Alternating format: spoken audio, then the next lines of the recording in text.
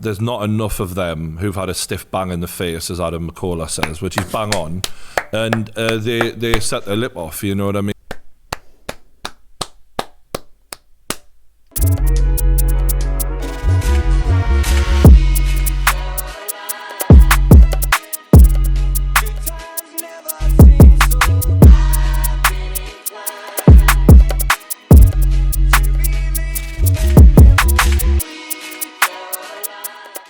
Yo guys, welcome back to my channel. If you've not done already, subscribe to Off the Campus Boxing, like the video, and do all of those amazing stuff.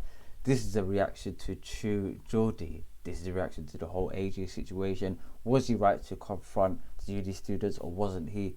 In my opinion, I think he was right, and I think nowadays people online, especially the trolls, feel as though they can disrespect celebrities and just get away with it. And AJ just showed them that, look, yeah, if you talk like this, I'm just going to step to you. And if you carry on this, down this pathway, somebody else that's not going to be as nice as me is going to show you what a glass straw is. And I'm 100% in agreement with Anthony Joshua. You can't just walk around disrespecting celebrities and get away with it.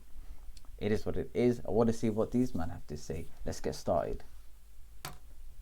Anthony Joshua clip. Yeah, AJ was getting some shit off some uni students. Saying about ducking Tyson Fury or something, so he just was like, I'll crack your fucking jaw, and you won't like it. It's like, no, I get that. I really rated it because, I can break down an Anthony Joshua fight and say where I think his strengths and weaknesses are and make the odd joke, but I'm under no illusion. The man deserves respect, big time, and if he's around you. But this is the thing is, if you've never been in a boxing gym before, I guess like these skinny little uni students had. Yeah, we haven't. You probably don't understand what he's gone through in order to get to the point he's at, But he did duck Tyson Fury. Well, I think he wanted to fight him, but he ended up fighting Usyk, who beat him. That is wrong. Lawrence, yeah. That was wrong. Absolutely incorrect. If anything, Tyson Fury ducked AJ whilst leading him on and telling him that, yeah, let's go for this fight. Remember last year? And then all of a sudden, they didn't notify Team AJ that there was an arbitration taking place that would more than likely affect that AJ fight. Number one. Number two, AJ and Eddie Hearn set their price.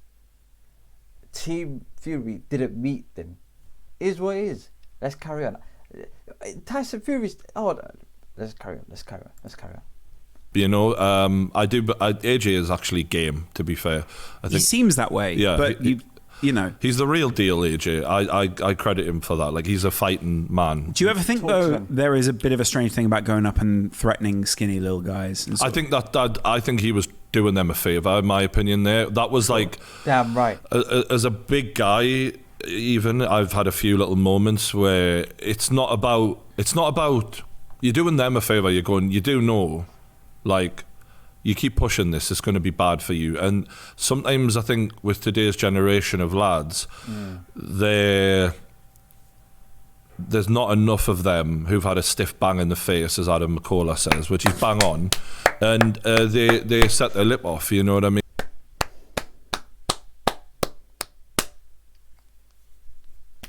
You just carry on clapping, yeah? Nowadays, people are so entitled because they don't know the feeling of getting a stiff bang to the face. I'm in agreement with that. Let's continue. And they haven't stepped in a boxing gym. See, if you stepped in a boxing gym, you can't be chatting like this anyhow and just get away with it. Half the man will say, yo, all right, cool, say no more. Step in the ring, fam. Let's start sparring. And then let's see what your big mouth is saying now. It's the reality. Let's go. And that's why there's a lot of there's a lot of scared kids out there using knives and shit like that, and there's now more people trying to get people into boxing and Muay Thai or BJJ. Well, because you learn respect and discipline and learn not to fuck with people who could fuck you up. Like, there is definitely, and that's what I'm saying, is this hyper reality definitely plays with the boundaries of what respect is. Like, if you watch our podcast, you watch Logan's podcast, you watch a lot of people's podcasts. Remember when Logan nearly flipped on that kid? Yeah, that was strange as well. There's a moment where shit gets real, where you realise you're not on the other side of a screen. Like, you're not reacting to a video. Also, that you feel that person is so famous, they've got so much to lose that they're never going to do anything. Absolutely. Because, and then that's where the mistake lies as well. That's what Anthony Joshua definitely, he went... Listen, I'm not on no smoke. Yeah, Brian, I'm not on no smoke. I'm significantly smaller than you. I'm not on smoke. No, this public image thing, I don't fuck with it. And I'm like, huh? No, like, he's the worst person to fuck with. There's a really aggressive alpha male there. Do people obviously also forget what happened before for him? Like, how aggressive he was. How he wasn't not always nice in this way. Like, his image, the reason he doesn't say very much, I'm sometimes not sure whether he trusts himself to say the right thing sometimes, or like to be in the right headspace. Exactly. He's media trained. I think he dealt with it perfectly, because if he didn't want to be...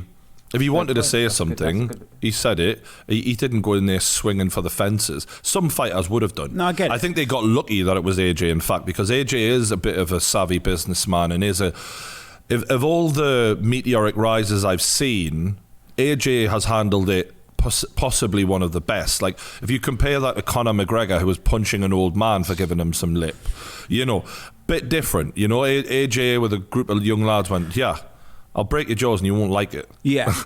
Shut the fuck up. Imagine if one of them went, no, I'd like it, go on. But I like the payout. But you kind of got that for the rest of your life. You can go, Anthony Joshua broke my jaw. This is the thing, it wouldn't be worth it. That's the thing. Right. Like, it really would hurt. And it wouldn't be worth it. But that's the stupidity in some young men today, that fearlessness. It's like, fear is a very good thing. Fear is what keeps you safe, is what stops you from doing dumb shit like challenging Anthony Joshua. You know what I'm saying? Whatever. Yeah. Like, I might make jokes about fucking certain fighters or whatever, but, I'm not stupid enough to say certain things in their fucking company. Also, jokes have a time and place, and very much, I think if someone arrives on a YouTube video or whatever it is, you're... That's true, especially when I'm talking about boxers on this channel. Maybe apart from 2 boxers, Deontay Wilder and Rolly Romero. Every other boxer that I've mentioned on this channel, I speak about them and not be trying to be as disrespectful if I'm speaking about them in a negative light. If I'm saying that there's things that they could work on, I don't see it as being a negative. And maybe the only people that I've been a bit negative to is towards Deontay Wilder and Rolly Romero. Deontay Wilder, I think it was around the time that he was making excuses for the Fury defeat in that second fight, and the Mark Breeden situation that I got a bit upset about. That was one, and then Rolly Romero, I think, the other day. But Rolly's a nasty piece of... Let's just carry on. But you get the gist. We are speaking about boxers in particular. This is not like footballers. Footballers, a lot of people in their stand will be happy to trade places with them on the pitch right then and there. You can't say the same thing about boxing. There's not a lot of people within the stands that are hungry and ready enough to jump in the ring right then and there in front of that large audience, and with the fear of getting smashed in the face. So, but let's just carry on. Very much expecting to have an evaluation. Yeah, and it's entertainment. If it's labelled like evaluation of fight, it's not like Anthony Joshua is turning on and going, this is going to be a love-in for me. But there is a difference, and when the man's in your vicinity, you have to give him a different kind of respect, because we're not here entertaining people right now. You're all the time around me. Yeah. And that becomes different then. And it's like Jake Paul, who was giving Tony Bellew a bit of jokey banter and saying, I don't know who that guy is.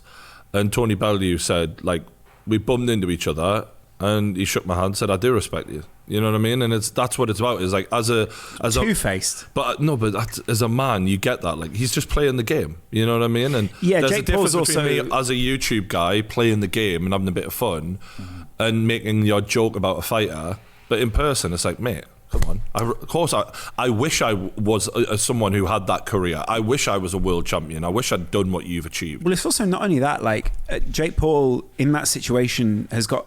I know it's weird because very often you can boil being an alpha male down to, can this person knock this other person out, right? I mean, that's literally what it's all about, deep down. Deep down, right? And I feel like I'd have a shot with some of these guys. But like the point is, with Jake Paul in that situation is actually the alpha, because he walks in, he's got the profile, he's doing big things in boxing right now. Bellew would probably want to be involved in some of those things. I think Jake.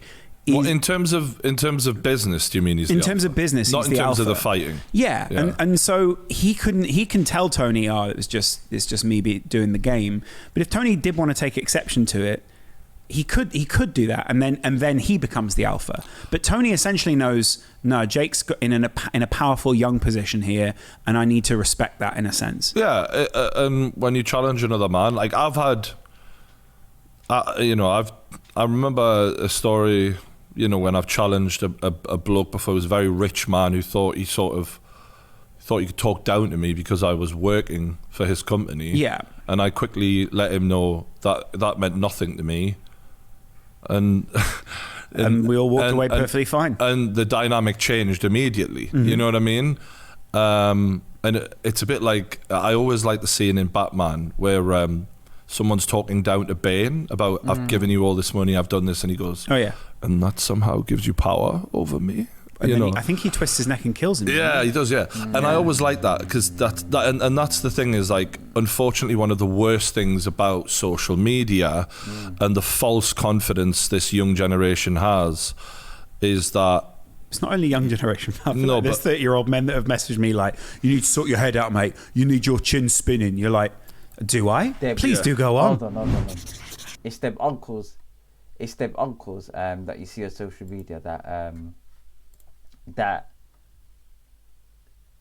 they got like a dog in their picture, and they're just hella disrespectful to everybody. You meet those people on social media, you're like, what the flip? Like, big man thing, you got a wife, you got kids, and you're out here calling other people who are much younger than you. They haven't stuck on me, but I've just seen it elsewhere online, and I'm just thinking, fam, like, your life must be peak, Anyway, this has been a very insightful reaction to Jordy, and do you know what? I agree with a lot of what they got to say, and it was a good call, getting a couple of different perspectives as well, on especially from them when they were in the public eye as well, and how they probably handled it. It was very insightful. So be sure to like this video on the way out, guys. Peace out, boss. We'll see you in the next video. Peace.